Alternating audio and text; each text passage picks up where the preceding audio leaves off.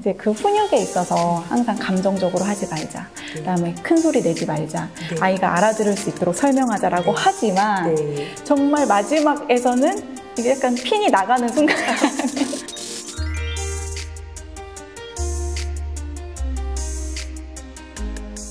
어떻게 하면 훈육을 좀 지혜롭게 잘할 수 있을지도 알려주시면 좋을 것 같아요.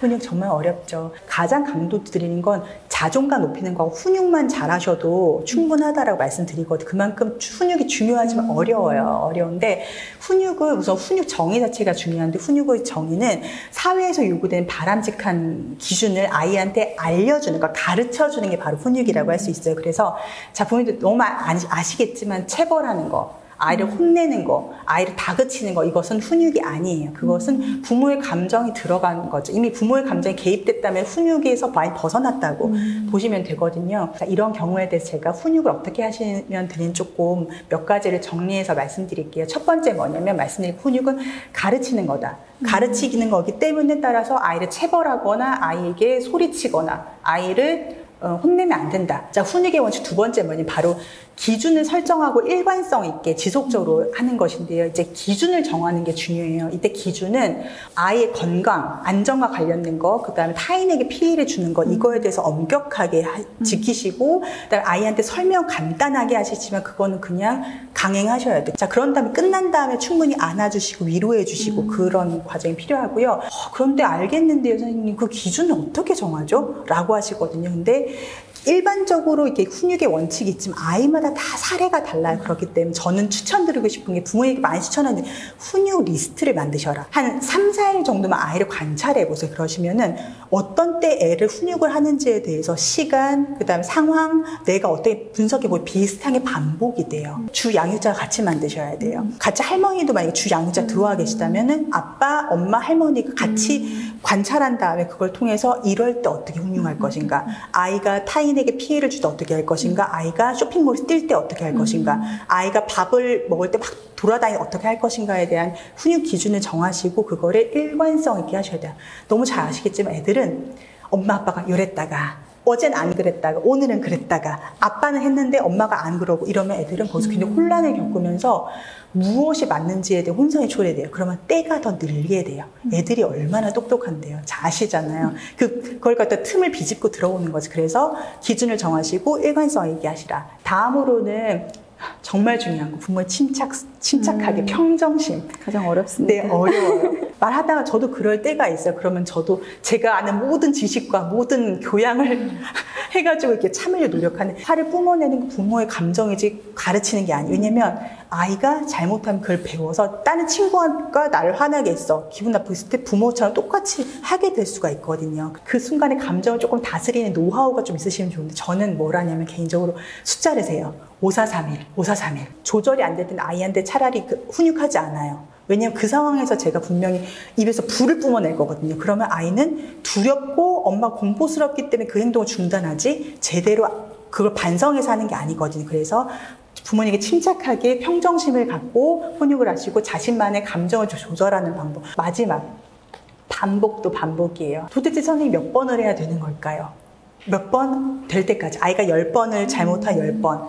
그러니까 인내심을 갖고, 그러니까 기대를 한두 번 하면 얘가 고치겠지란 기대가 아니라 얘가 목표는 뭐냐면 이 아이가 이걸 받아들이고 스스로 조절할 때까지 해주시면 10번이면 10번 그렇게 똑같이 일관성하고 반복적으로 해주시고, 저도 어렵거든요. 어려운데 이거를 아시고 아이에 맞게끔 실천하신다면 아이가 조금씩 개선돼요. 그러면서 부모와 아이가 함께 성장할 수 있다고 생각합니다. 유치학기를 넘어서 이제 학교에 가면은 이제 그때부터 걱정하는 게 사실은 학교 폭력에 대한 거거든요. 뭐 그것과 관련한 뉴스도 사실은 심심치 않게 많이 보이고, 근데 많은 분들이 우리 아이가 피해자가 되면 어떡할지의 관점에서 많이 고민을 하시는데, 근데 또 어떻게 생각하면은 우리 아이가 사실은 가해자가 될 수도 있잖아요. 혹시 우리 부모들이 정말 무지해서 잘 모르고 하는 행동들이 우리 아이들의 그런 행동에 아니면은 그런 거에 영향을 줄 수 있는, 앞서 제 이력에서 한번 보셨겠지만 저는 그 이화여대 학교폭력 예방연구소에서 그 연구교수를 했는데, 그 학교폭력 정책 수립도 했고, 그리고 학교폭력 피해 학생 가해 상담 프로그램, 도담 프로그램도 개발했거든요. 그러면서 학교폭력 학교폭력 그 가해 학생들의 좀 공통된 특징이 있어요. 공통된 특징이 있는데 앞서 우리가 말한 것 중에 반복되는 게 있어요. 우선 자존감이 낮아요. 그리고 공감 능력이 결여가 되어 있어요. 그리고 공격성이 높아요. 그리고 자기 감정 조절을 잘 못하거든요. 학교폭력 가해자 아이들이 공통적으로 하는 말이 있는 게 뭐냐면 너 그 애 왜 괴롭혔어? 그 애한테 왜 때리고 했어? 뭐, 선생님 그 애는 그렇게 당해도 싸요. 그래도 그 애는 애예요 라고 말하는 경우가 많거든요. 그게 뭐냐면 그 아이보다 내가 낫다라는 걸로 자기 자존감 회복하려는 경향이 있어요. 그만큼 자존감이 중요한 거예요, 대표님. 이거를 예방하는 방법은 근본적으로 똑같아요. 앞서 말씀드린 것처럼 그게 누적이거든요. 어린 시대 아이가 자존감이 높고 그다음에 훈육이 잘 되면 자존감이 높으면 내가 소중하고 내가 가치 있는 사람이죠. 그러면은 타인도 소중하고 타인도 배려받아야 할 사람이 그러니까 함부로 대할 수가 없어요. 그리고 훈육이 왜 중요하면 사회적 바람직하지 않은 것을 하면 안 돼요. 친구를 때리면 안 되고 남을 괴롭히면 안 되고 남한테 욕을 하면 안 돼요.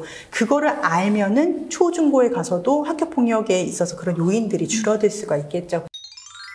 저는 우리 아이가 인생을 좀 자기주도적으로 선택하는 아이였으면 좋겠다 생각하거든요. 실패에도 좀 이렇게 묻어나고 다시 도전하고 그런 주도성을 가진 아이로 키우려면 또 우리가 어떻게 해야 되는지도 한번 아이를 항상 사랑해 주시고 아이가 또 이상한 말 하거나 하더라도 항상 존중해 주시고 너 입장에서 그렇게 생각할 수가 있구나. 그런데 이렇게도 생각해 볼 수 있지 않을까라고 해서 참 존중해 주시고 전 거기에 좀 더 플러스가 되면 다양한 경험을 하도록 기회를 제공해 주시는 게 중요하거든요. 그러면 SES라고 해서 SES가 제 나이도 나오는데 그 가수 SES가 아니라 소쇼 이코노믹 스테이터스라고 해서 사회 경제적 지위라는 말인데 부모가 어떤 지위, 어떤 직업을 어떤 학벌 그리고 어느 정도의 그 경제 수준을 갖고 있는지를 말하는 건데 많은 부모님들이 이렇게 말씀하세요.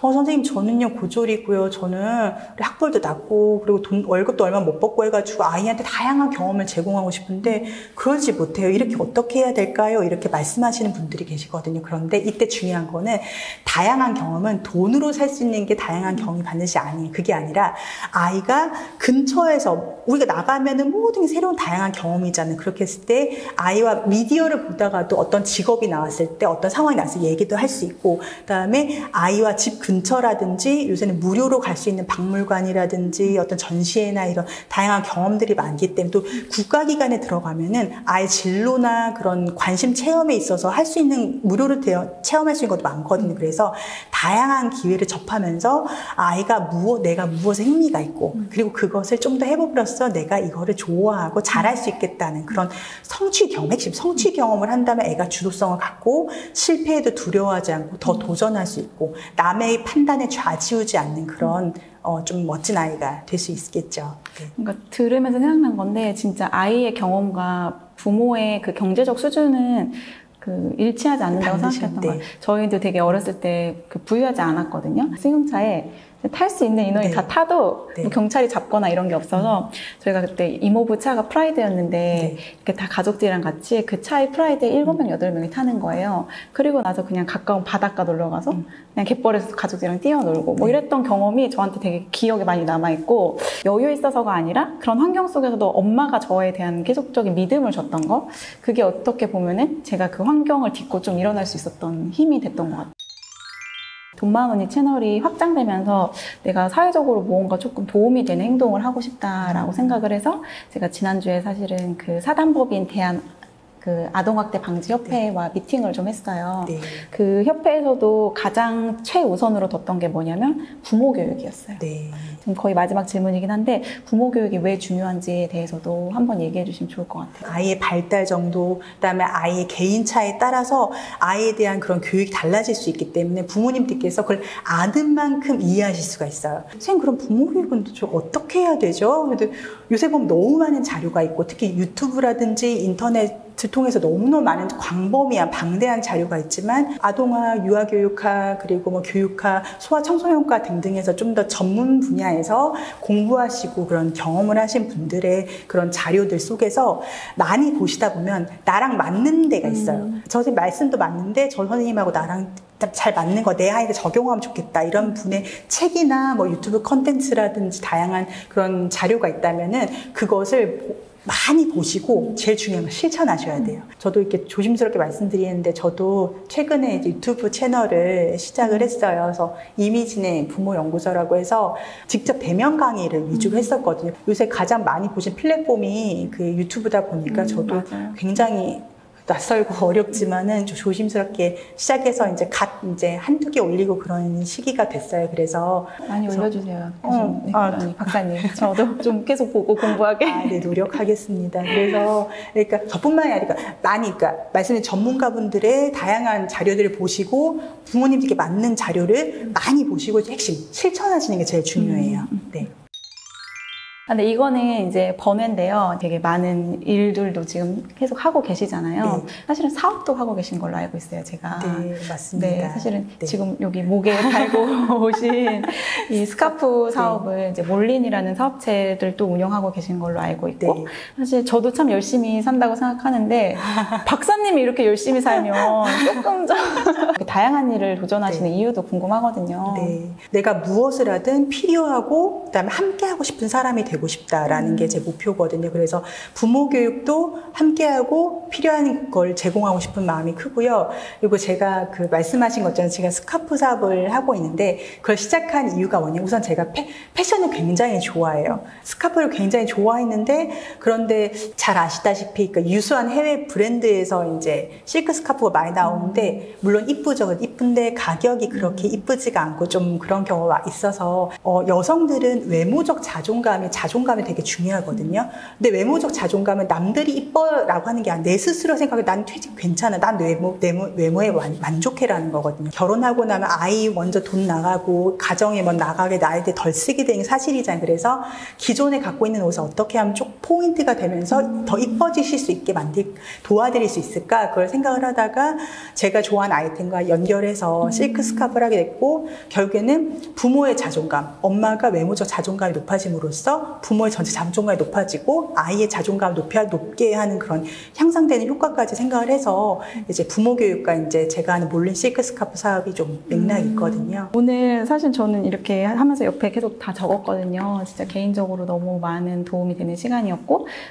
오늘 정말 많은 이야기 나눠주셨지만 우리가 이걸 다 소화하기는 사실 어렵잖아요. 맞아요. 이 중에 한 가지라도 우리가 제대로 우선은 해볼 수 있는 건강한 엄마들이 되었으면 좋겠습니다. 그래서 너무 감사하고요, 박사님. 저도 영광입니다. 네, 그리고 또 오늘 또 시청해주신 구독자님들 감사합니다. 다음 시간에 또 좋은 컨텐츠로 찾아오도록 할게요. 언니 한번 믿어보자. 안녕. 감사합니다.